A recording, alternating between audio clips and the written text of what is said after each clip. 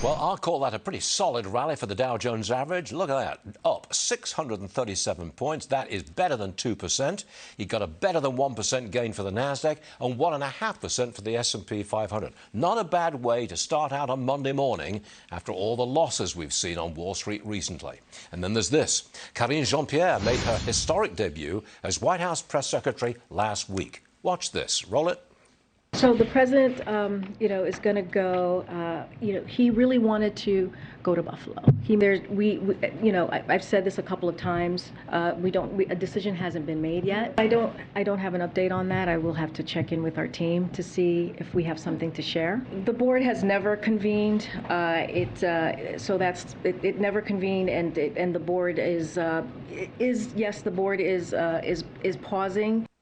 All right, here's an op-ed in The Hill. Title, Amateur Hour at the White House Briefing Room. Joe Concha wrote it, and he's with me now. Hi. You call Jean-Pierre an amateur, essentially. Yes. Isn't that a little harsh? She's only been there a couple of weeks. I know what I've seen, and I don't know if it's going to get any better. Because, Stuart, she reads from note cards. Not just, it's fine to have notes. We all have notes. She's reading verbatim, paragraphs. And she is giving answers to questions that aren't asked. In other words, she's looking at the wrong card.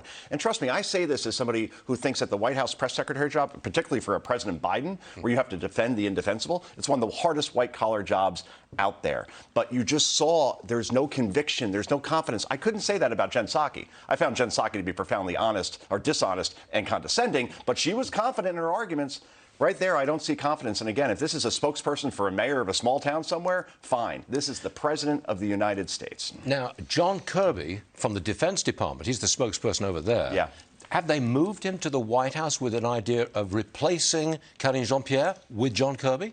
John Kirby, at least, what we're told now, reportedly, will spell Karine Jean-Pierre when she has a day off. All right, that sounds like grooming to me. I think Kirby would have been an excellent choice as White House press secretary. He comes on this network, for example. He's fearless. He's credible. He's steady, right? And look, people would say, oh, you're just saying this about Karine Jean-Pierre because it's a Democratic administration. I happen to think that Robert Gibbs and Josh Earnest and Jay Carney under Obama were excellent press secretaries, as was Mike McCurry under President Clinton. It has nothing to do with party or ideology. She's just not very good at her job. I've not read your op-ed where you're calling it amateur. I've not read it yet. I will read it. The honesty on that.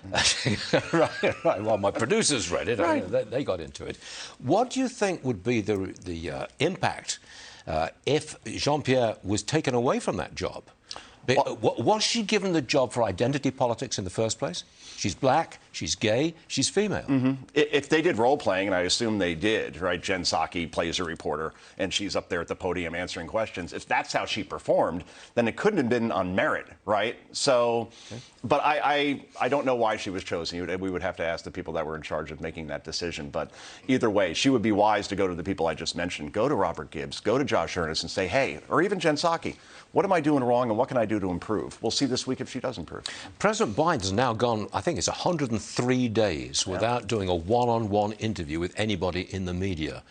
When's that going to change? And is anybody holding him accountable? 103 days. Think about what you could do in 103 days. You could jog across the United States, stop off, eat, sleep. Yeah, right. Well, you could probably, I'm sure. And I would never even attempt to try to attempt something like that. But you think about it, his last interview was the Super Bowl, right? 15 weeks ago. And we're in an election year, by the way, at last check. And his handlers are petrified to put him out there because he either says things that are misleading or outright dishonest. Remember what he said last week? We didn't have a vaccine when I came into office. Sure you did. Oh, we should tax corporations to lower inflation.